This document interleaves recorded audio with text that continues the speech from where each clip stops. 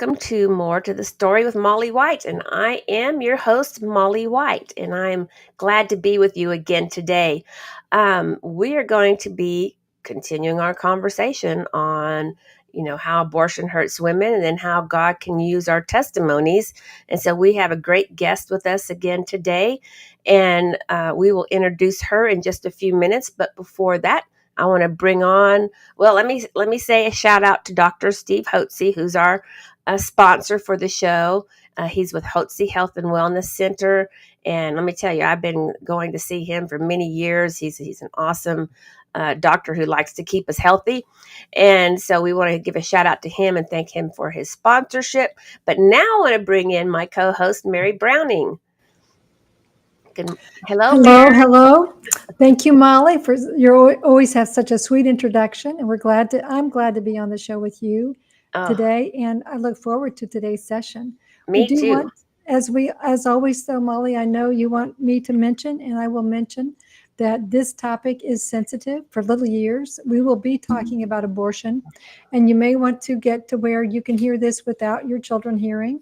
And also, if you find yourself triggered at any time during today's podcast, we want you to consider that as an invitation to step into further healing.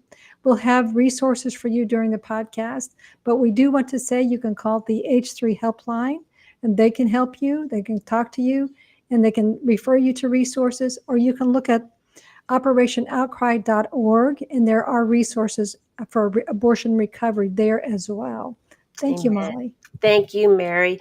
And that is going to bring us into our today's topic, and it's about how abortion hurts women, and then how God can use us once we go through that healing process. And if we allow Him to use us, He'll use us mightily. So that's our prelude into introducing our special guest, Tammy Holley. And Tammy's from Michigan. And Tammy, come on in. We are so happy to have you on the show today, and it's so good to see you. Oh, thank you so much. I thank you for the privilege to be here. It's wonderful. Well, we're excited. And so I guess we want to start off a little bit, Tammy. I'll give a little background. You are very involved in abortion recovery, especially through Forgiven and Set Free. And we're going to talk about the Florida initiative later on after all of this. But you've also have a testimony, and you've also been involved with Operation Outcry. So I guess my first question is just to tell us a little bit about your testimony. Sure, absolutely. Well, it's sort of what got me involved, I guess, with Operation Outcry. So I was actually a center director for our local pregnancy center at the time. That was probably back in 2001, I think. And I was attending a CareNet conference in Colorado. So it was the very first time they'd ever set up a table to collect legal declarations at the time. So I filled out my declaration and I got a call maybe about 2 or 3 months later after the conference and say, hey, would you like to be a team leader for Michigan? I had to pray about it because I was really busy already. So, but God works all things out. And I just really felt the leading of the Holy Spirit there. And so I stepped into that role. And it was a blessing. It was a wonderful blessing. So I've been with Operation Outcry that long, I guess. Yes, you have. Yes, you have. And so when you filled out the declaration, or at the time, I think it was called an affidavit, what kind of questions were on that? Do you remember? Yeah, well, how your abortion had hurt you, what kind of abortion you had, the trauma that you had because of that. Of course, I had a lot. I mentally, emotionally, and physically, I had a lot of trauma. So it was just so good to fill that out, that somebody wanted to hear my story, Yeah. And that was the first time I had shared my story before. I became director at our center, but it was so good to have somebody ask me for my story on paper, and rest is history, right? It is history. And then all of a sudden you're the state leader for Operation Outcry in Michigan. I have help though. It's all good. I have help. Yeah, that's kind of what happened to me too. So I guess prior to that, just tell us a little bit about, your abortion experience, Sure. Just, Yeah. yeah. Absolutely. So I was 17 at the time when I found out I was pregnant. I shared it with a parent, and I had no intentions ever of thinking about abortion myself. So I was pretty much coerced into that. Parent just told me, it's all arranged. It's a done deal. Money's been paid. set in stone, no questions. I didn't talk to my other parent. I wish I always would have, I guess. And then my boyfriend as well coerced me into abortion. So between the two, um, I felt like I was backed into a corner. Yeah. And then when I got to the doctor's office for the procedure, they basically asked me, the doctor did, do you want to go through with this? And I emphatically said, no, I do not want to do this at all. But as they said, the doctor, well, you need to go talk to that parent out in the hall. It's like, sure, whatever. Yeah.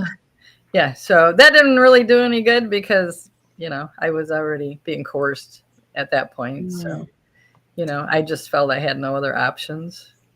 Wow.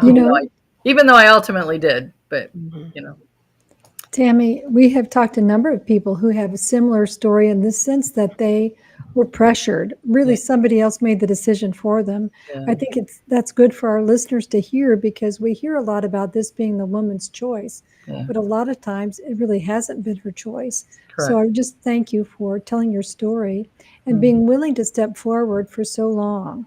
I know you and Molly are among those that have been speaking out and telling people about this, the harm of abortion for a long time, and I want to thank you for that. Yes. But I know there's more, but I just wanted to say that. Thank you. And that kind of leads me into a question, Mary, is can you kind of, because Mary's right, most abortions are forced, pressured, or coerced, but can you give our audience just a little bit more, I guess, information about what does coercion look like? I mean, we see what happened with you, your mother, whoever, someone in your family had already made that decision for you. So that's one aspect of coercion. What else could coercion be?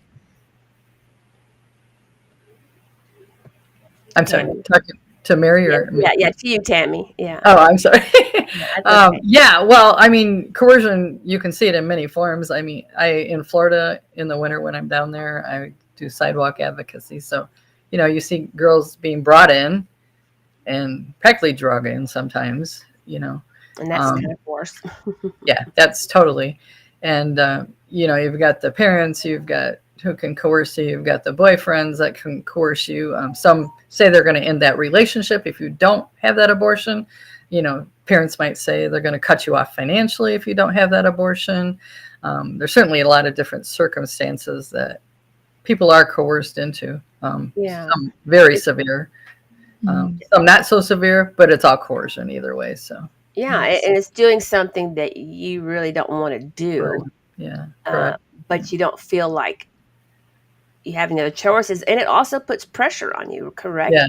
When they start coercing you, then you're under pressure. Yeah. And that was really a difficult thing, too, at the doctor's office because they said they would only do the procedure up to 12 weeks. Where I went, it was a private OBGYN, and it wasn't Planned Parenthood or a different clinic or anything, but and I was 11 weeks along. So it's like, okay, you have no other option. You either do this now or it's not going to happen.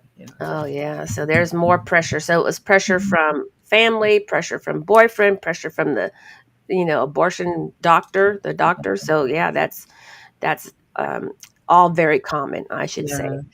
So you went through the abortion, and then what brought you or led you to your recovery?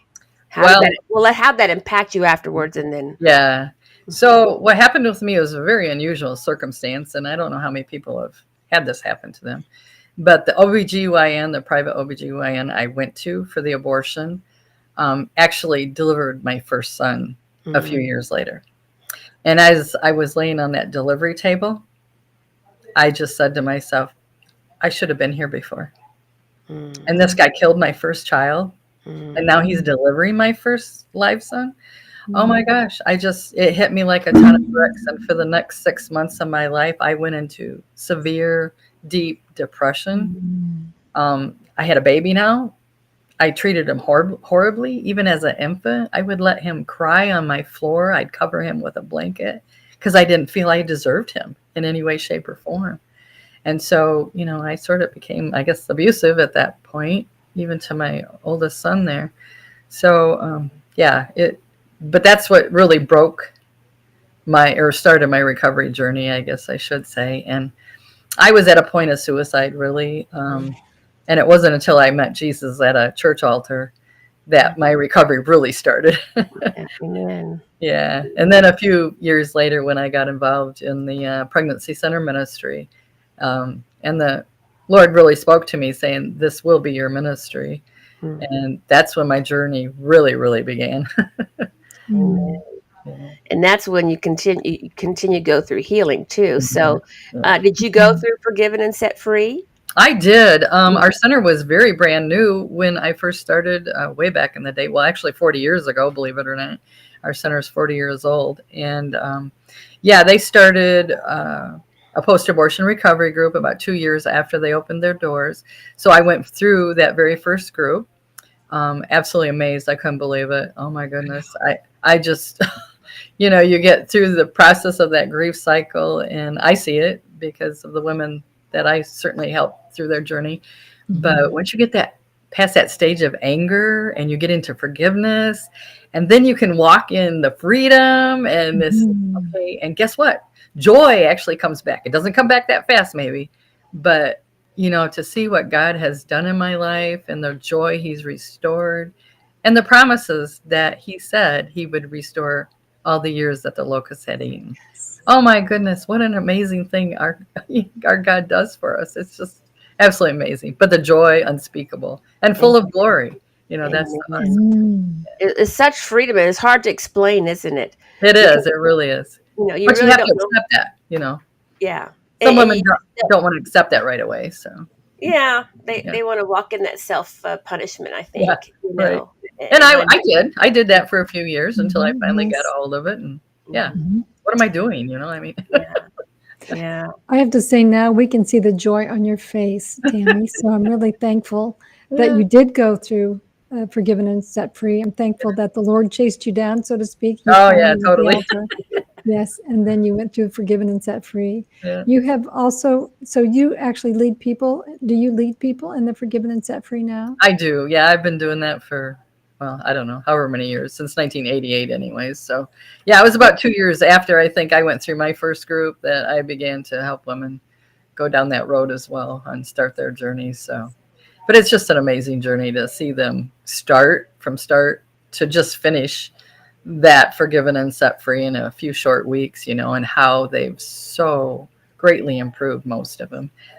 It doesn't happen for everybody as much as you might like, but it's a continual journey. So, we're mhm. not going to see that in those few short weeks all the time, but over time, and I try to keep in contact with actually probably most of my ladies, Good, Yeah. good. that I've taken through over the years. And I've actually become really good friends with some of them, Yeah, over yeah, time. And yeah, I'm sure you can relate. yeah, Yeah. yeah. In fact, that kind of leads me to another question. Is for our listeners or our viewers who don't know anything about abortion recovery, um, I don't want you to go into all the details about Forgiven and Set Free, but for me, I know it was very scary Mm, going my first day. But absolutely. what are some of the common threads that you see when a woman goes to her first Bible study Yeah. group, Well, first day, she's and usually shaking in her boots mm, and just trying to get through that door for the first time. It's a Mhm. very, very scary thing, I think, for almost every woman that oh commits good, to that and walks through that door. oh Um, glad I'm glad I wasn't the only one. yeah, right. And I was there as well. So, it to start open up about such a traumatic time in a woman's life and just the secret that's been in their lives for so long, some of them. We've had people that come in fairly fresh. But for most women, it was a long time secret. So for them to walk through that door, that's the hardest thing. But then to see them begin to make that commitment from the first time out, and they know that, yes, there's hope. There's hope as they hear about the character of God and, everything else that goes along through their grief cycle. So, So Tammy, are the people that go through the program, are they also post-abortive? Are they people that have had abortions?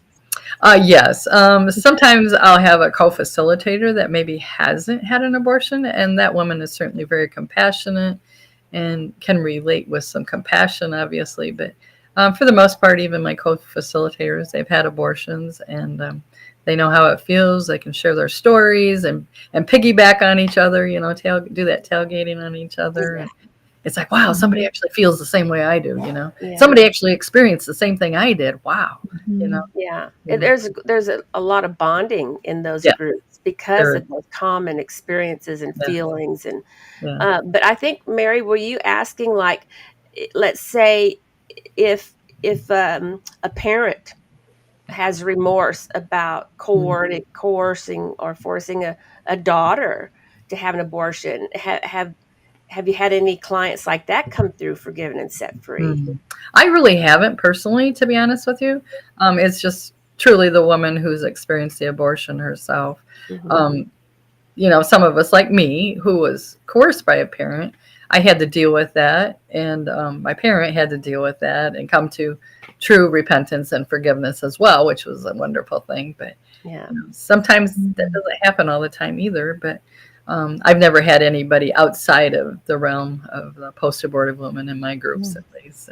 And I've taken some women on an individual journey too, because I've found that some are just so traumatized. Mm. Of course, they have multiple layers of issues upon issues upon issues, even though we focus in on the abortion. But some of those women that are so traumatized, I've had to take them on an individual journey, which works out quite well because I have always found over the years that those women who go on that individual journey, um, God uses them in great and mighty ways afterwards. Oh my Awesome. goodness. I cannot tell you. And they're usually the ones that will go ahead. God will use them in turn to help other women who have had abortions. And So, that's usually 9 times Tammy, out of 10. if someone's listening and they say, wow, this lady sounds amazing to me, I would like to see if I could sign up for one of her groups. Yeah. How would they do that? Well, certainly in our area and just about any area, you can call your local care pregnancy center. Call a hotline, of course. Call the hotline. You'll get connected instantly to a center near you, probably. There's groups in churches, groups in the centers. There's a lot of outreach, I know. When I am involved in Florida, there's a lot of outreach in the churches. They have a lot of support groups through a lot of the churches down there as well. So, Oh, that's good. Yeah, it's available everywhere, and we yeah, really do encourage anyone who's listening or watching, if, like Mary had said earlier, if you're being triggered, if this is bringing up some emotion, then we encourage you to just take that step, take that bold step, yeah, and find an abortion recovery group near you. I'm telling you, Tammy, you yeah, know this very well because I've led a few groups, you've led a lot of women through recovery. It's transformational. yes, very It's much so. transformational. You Mhm. wouldn't, the first day you walk in that door, you're not going to be the same Exactly. the last day. Yes. You know, and so and that's our desire, right? Is to comfort those with the same comfort we ourselves received, Um, through Christ Jesus, because we know the pain and the bondage, the dysfunction that comes after an abortion, and we know the healing, and mm, we want to reach our hand out to you and invite you to your healing, invite you to what I think Mary has said many times, your redemption story, invite you to the other side, so yes. and so Mary, Tammy, so do we know women, these are available for women, but do you have men that come through that? Or we've had, men who've been on the show and lead men through particular abortion recovery programs, but is it Yeah. available for men as well? Or Yes, it is. Yeah, we have a duplicate study that coincides with the Forgiven and Set Free for men, who have certainly need to take that journey as well. So, they are meant to be protectors and providers, and that's how God intended it. Mhm, God intended us women to be mothers, to be nurturers of our children, and every child is created in the image of God. We all are. mhm, And we know that Satan is out to destroy the image of God. right. So it doesn't matter whether that woman was part of the abortion wounded church. I also had a pastor that counseled my parent to Mhm. say I needed to get an abortion. So I Oh, was part of, yeah, I was part of that abortion wounded church as well. mm, So, it's just so devastating for women and men when they Mhm. have to walk that road. But the healing on the other side. Yeah, and Yes, it's beautiful. back in the day, they didn't know. Yes, They that's didn't correct. know the trauma of abortion. They just Mhm. didn't know a lot of things that are known today. Yeah. Um, so now that, you know, we've talked about, you know, the forgiven, set free, and the importance of people to go through recovery, how else has the Lord used you? I mean, He's used you with Operation Outcries, being the Michigan state leader, and you've gone all around the country following the Rule 60 motion, you know, speaking and in front of media and all these kind of things, you know. How else has the Lord used you in Well, being in Florida as a part-time resident down there, halfway through the year, through the winter months, which I love. God Mhm. is so good. He really is. He does yeah, restore.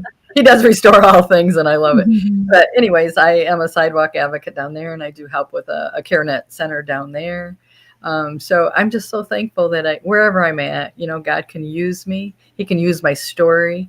I can stand with my Operation Outcry sign, and hmm Mhm. abortion does hurt women, and abortion did hurt me. So yeah, I'm just thankful wherever I'm at, I can give that message, and just the message that God has of healing and hope for women and men. Amen, amen. Now might be a good time to mention that Operation Outcry still is collecting the declarations, Yeah, yeah, like Tammy mentioned early on. And yeah, if you go to operationoutcry.org, you'll have the opportunity to sign a declaration there. And yeah. we welcome you doing that. We'd love to have you join us as we um, embrace those stories and find ways of turning our passion into purpose, as I think Molly has said before. We turn Mhm. our pain into purpose. It's not passion, hmm turn our pain into purpose. So thank you, Tammy, that you have done that. And when you talked to Molly asked you a question and you said that you spend part of your time in Florida.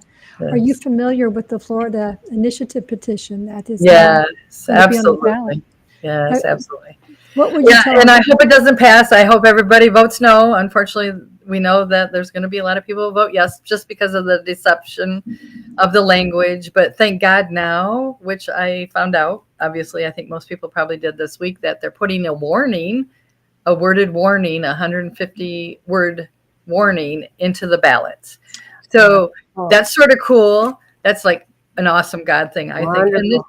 I'm just going to read a couple of these things. Well, let's first of all, before you do that, explain to our listeners and our viewers what the initiative is and what Oh, the language absolutely. says and what the language says, but what it means. There's Yeah. more Well, to the story, right? Yes. so basically, in a nutshell, if they do vote yes on Amendment 4 in Florida, it will be codified in their constitution. So abortion up to birth. Unfortunately, in Michigan, that happened 2 years ago. Um, and we are that go-to state now. We never thought it would pass. Oh my goodness! And it didn't pass by much in Michigan. It was 57%.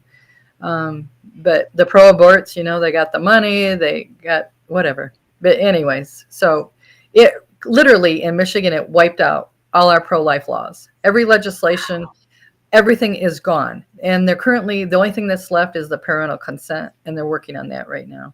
Wow. So everything that was on the books, And those everything means clean abortion facilities, exactly. working bathrooms, Yes, uh, yes, uh, licensed medical yes. doctors who do your abortions. We're talking Mhm. about there's a lot. Yes. It's So not the just same thing you is going know. to happen in Florida if they, vote yes on this amendment and allow that. The same thing's going to happen. All the safeguards for women and children are going to be gone Yeah, off it'll the be books. legalized back alley abortion is what Yeah, it'll be. yeah, yeah, Mm-hmm. yeah. So I'm just thankful that this new thing that now they're putting this wording as a warning into the actual ballot amendment, that the wording will be on there so taxpayers especially will know that they will be paying for abortions in the state of Florida, and there will be more happening if this passes, and the list goes down and on. It will eliminate the parental consent laws, so the safety standards, all that's going to be gone. And I know Florida's not the only state that's battling, but um, it's a good state. They've got a lot of good grassroots efforts going on down there, and we can only just keep speaking out about it and telling everybody. So Yeah, and that's what we need to do, and that's what we wanted to do today is really to inform our viewers and our listeners the severity of yes, putting abortion in the Constitution of Florida and what that really means. It means there will be no protections for women whatsoever or their babies. It correct. might even open up the door to fetal harvesting. I Yeah, mean, it's brutal, it's gruesome, it has no regard for the health and well-being of a pregnant woman, right, Mary? I mean, hmm, you're a legal expert in Well, this, and it just removes all safety standards when it comes to abortion. yeah, correct. well, and I would mention that Florida is one of the states, but we do have 9 other states that are facing similar issues: Arizona, Colorado, Maryland, Missouri, Montana, Nebraska, Nevada, New York, and South Dakota. So this is not just isolated to Florida, although we thank Tammy for coming on, and she has a vested interest in Florida. And we want to inform the listeners from Florida certainly about the harm that that the passage of it's Amendment 4, right? Yes, Amendment 4 could the havoc it could wreak in Florida, but also that there are other states that are facing this same issue. So Right. we do want our listeners to understand that even though many laws may have been passed in your state that would protect certain women or certain instances in abortion, that once that Constitution is amended to include abortion through birth, all the protections it cannot stand in the face of having a competing version in the Constitution that basically eliminates the protections that have been passed over the years. And I think that's part of the danger that people have not been aware of. And I'm just so thankful you're on the show with us today, Tammy, to help listeners understand kind of what could happen if they are not aware and informed, and then take the time to go to the ballot box and vote in a way that is protective of women and the harm that abortion causes, not to mention the children that are also taken in abortion. So thank you. Absolutely, absolutely. And we just want to invite you, our viewers and our listeners, to search more information. If you live in Florida, get on the internet, read what that language says, get the definitions of what that language means, read the warning. Praise God, they put a warning on there yeah, that Yes. yeah, probably defines the terms that are used in this initiative. So get educated, and that's what we hope that we did some for you today before you vote on something. And don't believe the rhetoric of the abortion industry, that says, oh, well, women who are raped can have abortions, or this will leave women who, babies die in the womb, they can't have a DNC. I mean, there's all kinds of rhetoric out there from the abortion industry, but don't listen to that. It's all deception, because they don't want anything to keep them from making money. That's that's right. that's my perspective. absolutely. It's a Mhm. money making industry. They don't care who they hurt. They don't care. Yeah. They don't want their pockets being interrupted by Roe v. Wade being overturned. So I was always appalled by the fact that, abortion's the only procedure that they require money up front. There's nothing else you will ever I go in know, a hospital for, a clinic Mhm. for, that they Mhm. require money up front. Abortion is it. Mhm. It's I like, really? know, and it's the only procedure that you don't have to have full consent, full knowledge of what's going to happen before or after, or the risks that were involved on you physically, emotionally, mentally. I mean, there's no protections for that. And I was thinking this morning that, even in my situation, in your situation, Tammy, when you told the doctor, no, I don't want to do this, Right, and they don't give you any other choice, or they don't try to help you, that's right. medical malpractice. Yeah, And exactly. when I was, and not just me, but other women that I've heard, they start the procedure and you go, no, no, I changed my mind. No, I don't want to do this. No, hurt it, stop. It hurts. They don't do anything to help you. Right. Nothing. They don't. they don't give, if you're hurting, they don't try to give you pain medication. If you don't want to continue, they don't care. They're gonna do it. So it's the only industry out there that is as medically negligent as anything I could ever think of. Mhm. Tammy, I have a question, and I know our time is up, but I've thought of a question that I'd like to ask you, and that is really related to in your work with the women that are going through Forgiven and Set Free. Are you seeing women that have had chemical abortions? And is there a difference with them, if you have, between the other women that have had surgical abortions? Yes, we have. I have, and yes, there is a difference. They're their own abortionists.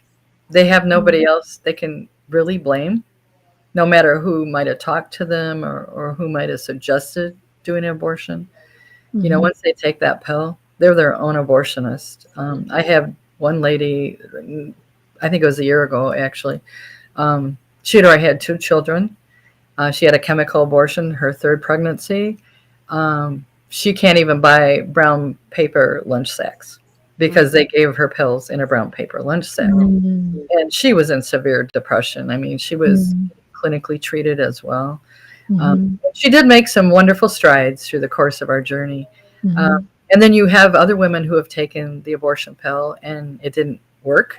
So they had to still have a surgical abortion. Mhm. So it's like, Mhm. Double trauma. yeah, double Yeah. devastation all over Mm-hmm. again. You know, Yeah. yeah. Mm-hmm. There is a difference, though. I have seen that. Yeah.